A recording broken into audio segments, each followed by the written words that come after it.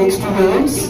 Good morning, sir. Please sit down. Today, we are going to learn about civilization. The way we are civilizing you. You know, you Indians are so fortunate to have British rule.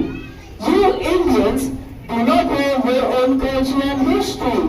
You are incapable of governing yourselves. You are too divided, too backward. You need British to guide you. Excuse me, sir. What do you know about our culture? Oh, what do you know about your own culture, Subhash?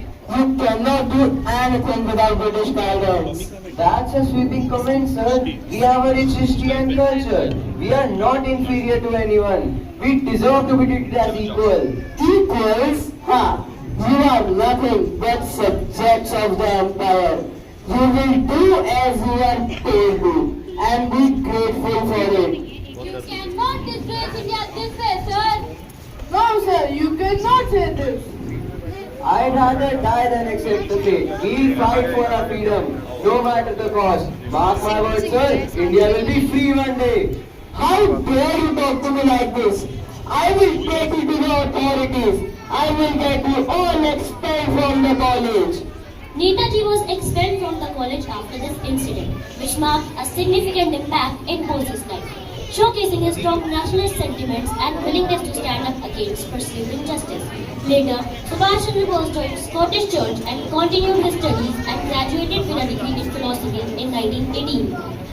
Subhash Chandra Bose was highly influenced by Gandhiji's Satyagraha movements, so he decided to meet Gandhiji when he returned to India in 1921.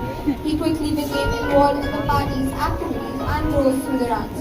However, his difference with Gandhiji's approach and ideology eventually led him to part ways with the Congress and pursue his own path to independence.